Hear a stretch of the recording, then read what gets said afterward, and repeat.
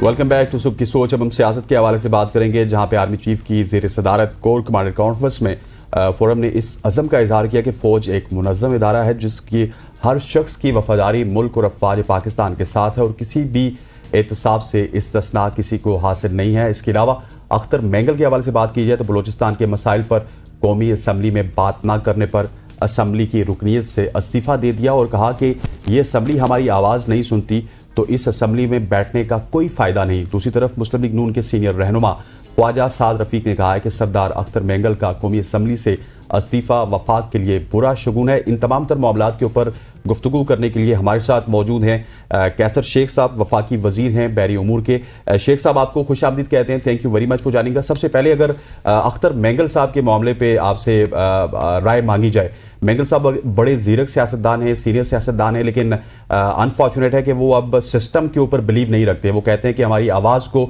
सुना नहीं जा रहा, उन्होंने इस्तीफ़ा दे दिया है। तो क्या नून लीग या फिर हुकूमत उनको मनाने के लिए जाएगी? बिस्मिल्लाहिर्रहमानिर्रहीम। अख्तर मेंगल साहब बड़े अहम रहनुमा हैं और अपनी पार्टी के सरबराह हैं। पिछली असम्बली में भी हमारे साथ थे, 2018 से आगे जो असम्बली थी, और इस असम्बली में भी वो इलेक्ट हुए हैं। तो बात ये है कि अब वो कहते उनकी बलूचिस्तान इस वक्त बड़ा मसाइल हैं, उसका बैठ के हल निकल रहा है, पूरी तवज्जो की जा रही है बलूचिस्तान के मामलात पे। तो अफसर मेंगल साहब ने ये पॉइंट उठाया है, उनको इस्तीफा देने की बजाय देखिए ना, कोई प्रेस कॉन्फ्रेंस करके वो अपने तवज्जो दिलाते हैं अपने मामलात पे। तो उनको शेख साहब उन्होंने यही कहा कि हम तवज्जो दिला रहे हैं लेकिन हमारी कोई सुनवाई नहीं है। उन्होंने यही कहा कि हम तवज्जो दिलाने की कोशिश करें, बल्कि बारहा वो तस्करा करते रहे। तो कोई ऐसा पॉइंट तो आया ही होगा ना जहां पे फिर उन्होंने ये डिसाइड किया कि भाई अब तो मुझे सुना नहीं जा रहा। कल भी अगर आप देखें तो नेशनल असेंबली में उनको स्पीच ही नहीं करने दी गई है, और पिछली बार भी वो पीटीवी पे जैसे ही वो आए थे तो वो ब्लैकआउट हो गया था। तो वो इस पॉइंट पे पहुंचने तक भी कुछ टाइम लगा, कुछ वाकयात हुए। ये देखिए ना, 342 मेंबर हैं, अभी हर मेंबर को हर वक्त तो मौका नहीं मिलता ना बात करने का।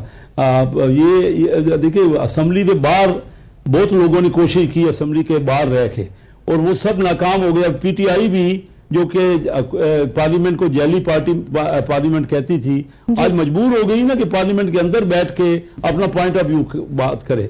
किसी भी पार्टी ने बीच में बाइकाट होते रहे, पीपल पार्टी ने बाइकाट किया इलेक्शनों का। आपने देखा उसका रिजल्ट क्या निकला। जब तक आप सिस्टम में रहेंगे तो अपना पॉइंट ऑफ व्यू बयान करेंगे और कोई ना कोई बात सुनी जाएगी। बार आप समझते हैं कि ये कौन सा आप तरीका है कि आइन के से हट के जब वो मेंबर हैं और एक अहम मेंबर हैं, और हम उनको बिल्कुल कोशिश करेंगे कि वो अपना इस्तीफा वापस लें।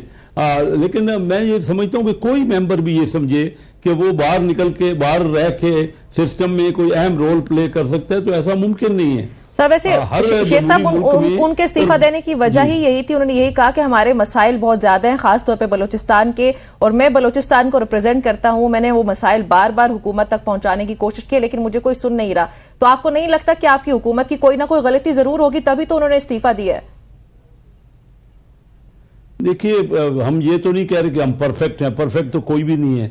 मसाइल कहाँ नहीं है? पंजाब में मसाइल नहीं है, मेरे हल्के में क्या मसाइल नहीं है, लोगों के हल्कों में मसाइल नहीं है। तो इसका ये मतलब तो नहीं कि हम जाके इस्तीफा दे दें और फिर कहें कि हमारे मसाइल पर सुना नहीं जा रहा। पाकिस्तान में वसाइल कम है, मसाइल ज़्यादा हैं, इसमें तो कोई डाउट नहीं है। और इतने अरसे से पाकिस्तान में कोशिश हो रही है ना, अंडर डेवलप कंट्रीज हैं, जिस मुल्क में 10 करोड़ लोग गुर्बत के लकीर के नीचे हैं, तो क्या मसाइल ये नहीं है?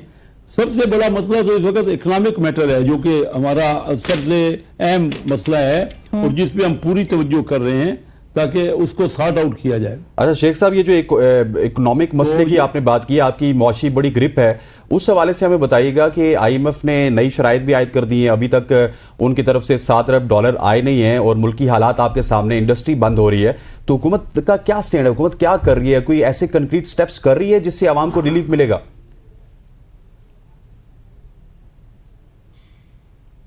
शेख साहब जी बीच में कोई डिस्टर्बेंस हो रही है, कोई मैं बंद कर रहा हूँ उसको।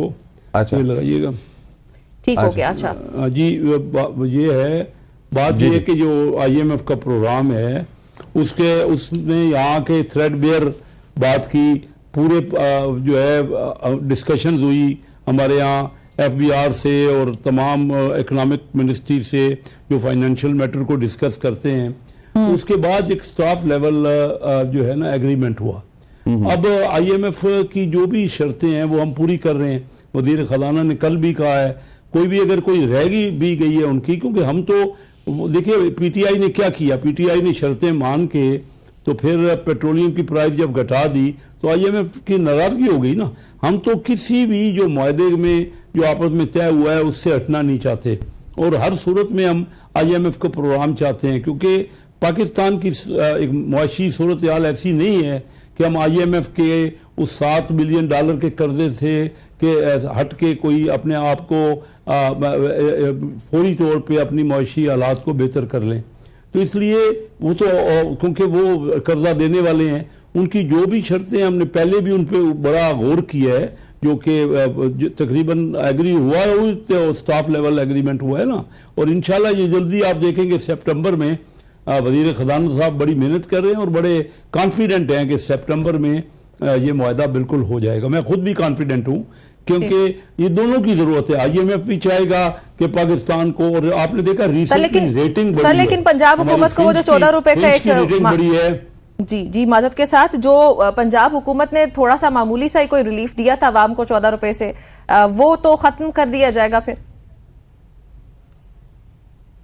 पंजाब हुकूमत का देखिए यही अगर कोई उनकी ऐसी बात है तो उसको सॉर्ट आउट किया जाएगा ना, उसको बैठ के हल किया जाएगा कि पंजाब और किस तरह उसको मीट कर सकता है या क्या सूरत है। देखिए IMF से हमने कोई शराइत पे मुआहदा किया हुआ है और हम उन शराइत की बिल्कुल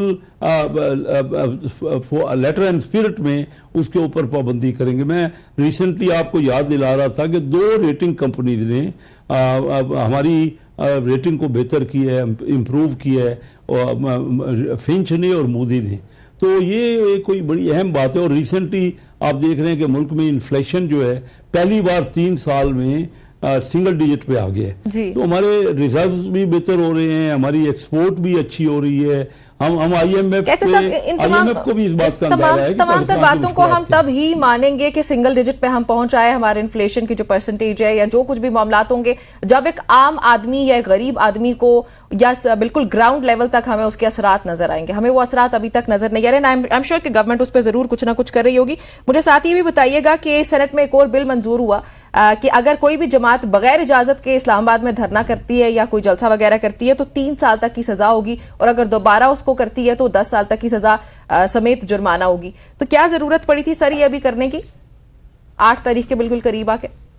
पहली बात आपने सही कही कि जब आम आदमी को फर्क महसूस करेगा, इस वक्त आम आदमी मुश्किल में है और हम पूरा उसको रिलीफ पहुंचाने की कोशिश कर रहे हैं, और जल्द ही इंशाल्लाह चंद महीनों में आम आदमी महसूस करेगा कि बेहतरी हुई है। लेकिन कैसे साहब आम आदमी महसूस कब करेगा ना। एक मेरा छोटा सा सवाल है यहाँ पे कि अगर IMF से कर्जा लेना कोई मसला नहीं है, अमेरिका भी लेता है, इंडिया भी लेता है, चाइना भी लेता है, लेकिन हमारे पाकिस्तान में कर्जा लेके उनको फजूल प्रोजेक्ट्स में लगाया जाता है, उनको कंक्रीट प्रोजेक्ट्स में नहीं लगाया जाता है, टेक्सटाइल में, डिफरेंट इंडस्ट्रीज में, IT इंडस्ट्रीज में। इसी वजह से तो IMF पीछे हट जाता है ना कि हर दफा आपको स्टाफ लेवल के मुज़ाकरात करने पड़ते हैं।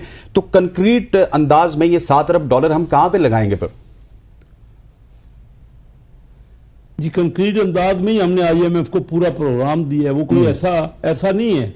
कितने महीनों उन्होंने आपस में होमवर्क हमसे किया, हमारे तमाम इदारों से एक हमारी प्लानिंग ली है, खुद हमें दिया है। देखिए वो जितने भी ये पॉलिसी रेट जो है वो भी हम आपके सामने है कि कितना, हालांकि इन्फ्लेशन कम हो गया फिर भी 19.5% आपका मॉनेटरी पॉलिसी में पॉलिसी रेट है। तो अभी IMF यही चाह रहा है कि यहाँ पे इन्फ्लेशन कम हो, और वो उन्होंने तमाम आपस में पाकिस्तान की और IMF की मुश्तरका जो कि मामलात वो तय हुए तब। और ये कर्जा आप खामखा मीडिया इसको एक्सप्लॉइट कर रहा है, ये पाकिस्तान के मवाद में नहीं है इसको ज्यादा एक्सप्लोर करना। हम एक्सप्लॉइट तो सर हम नहीं करते। आप जो मूडीज और जो दीगर रिपोर्ट्स का तस्करा करें, हमने तो वही कहा कि जब तक महंगाई एक आम आदमी की पहुंचे, जो चीज वो 50 रुपए की लेता था जब वो 50 पे लेगा, अभी वो 150 में ले रहा है, तो हम तो तब मानेंगे कि हुकूमत ने वाकई कुछ किया और महंगाई कम हो गई है। साथ ही प्लीज दूसरे सवाल को एड्रेस कीजिएगा सर, टाइम कम है हमारे पास, कि 8 सितंबर के करीब आते ही आप लोगों ने जी सर जरूर जी सर, मैंने कहा कि वो बिल पेश करने की क्या जरूरत पड़ी? कर रहा हूं कि देखिए, इस्लामाबाद एक शहर है, मैं भी दुनिया के बड़े शहरों में जाता हूँ। जिस किस्म का धरने और जिस किस्म के एहतजाज हमारे यहाँ होते हैं ना, दुनिया में किसी जमहूरी मुल्क में इस किस्म का रिवाज नहीं है।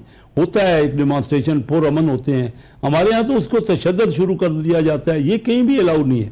और अगर इस्लामाबाद एक शहर आपका है जो कैपिटल है, उसका इम्प्रेशन पूरी दुनिया में पड़ता है। जो हम चाहते हैं कि कोई इलाका तो पुरअमन हो ना, और इजाज़त लेके अगर कोई वक्त, थोड़े वक्त के लिए कोई अपना पॉइंट ऑफ व्यू देना चाहता है तो वो जरूर दे, लेकिन अगर कोई धरना देना चाहता है, रोकना चाहता है, एक्टिविटीज को खत्म, तो ये मुल्क के मफाद में नहीं है। और ये खुद भी समझते हैं कि इनकी पॉलिटिक्स सिर्फ नेगेटिव पॉलिटिक्स है। तो सर, आप लोग अभी जलसा नहीं करने देंगे तहरीक इंसाफ को? पॉलिटिक्स नहीं है सर, अभी 8 सितंबर को जलसा नहीं होने देंगे? नहीं, जलसा नहीं, जलसे की अगर इजाजत उनको मिलेगी तो एक तरीका का इजाजत सर मिल गई थी पहले, जो उसकी अमलदारी करेंगे।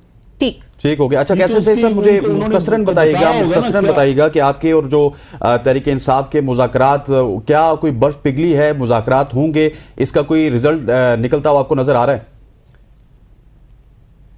जी, हम बिल्कुल मुज़ाकरात के लिए तैयार हैं, लेकिन सबसे पहले 9 मई का जो उन्होंने इतना बड़ा ब्लंडर किया है, जो इतनी बड़ी ज़्यादती हुई है, और पाक अफवाज पे, हमारे मुल्क के अफवाज पे के तनसीबात पे और शहीदों की जो निशानियां हैं उन पे जब हमले हुए हैं, तो ये तो कोई भी बर्दाश्त नहीं तो सर ये अभी साबित नहीं हुआ ना, तहरीक इंसाफ नहीं वो किया है, तो उस पर भी जुडिशल कमीशन बनाने का तो तहरीक इंसाफ कहती है। फिर आप लोग साबित कर दें अगर तहरीक इंसाफ ने किया है, और फिर उनको सजा देंगे, माफी वाली क्या बात है? क्या हजारों बंदों ने खुद देखा है, क्या चीज का हम साबित कर दें? क्या आप लोग गवाह नहीं है? पब्लिक हमारी गवाह नहीं है कि पाकिस्तानियों ने वो देखा? वीडियोस नहीं बने हुए सबके सामने? अच्छा सर, अगर फिर एक वाज़ेह चीज, अगर आप तब भी सिंपैथी करेंगे, यानी हमारे अफवाज पे हमला हो गया और लोग हमारे पाकिस्तानी भी फिर भी कहेंगे कि वाज़ेह कर दें और सबूत दें, सर फिर तो सबसे बड़ी ज्यादती ये होगी कि अगर इतने बड़े मुजरिम है तो उनको माफ कर दिया जाएगा। बहुत शुक्रिया सर आपका हमें ज्वाइन करने के लिए। कैसर साहब, माजरत के साथ वक्त खत्म हो गया, हमें ब्रेक की तरफ बढ़ना है फौरी तौर पर। बहुत शुक्रिया आपका हमें ज्वाइन करने के लिए। नाज़रीन, आपने गुफ्तगू सुनी है, और यहाँ पे हम लोग जा रहे एक ब्रेक के बाद जब वापस आएंगे तो दीगर कुछ अहम टॉपिक्स होंगे हमारे पास डिस्कशन के लिए।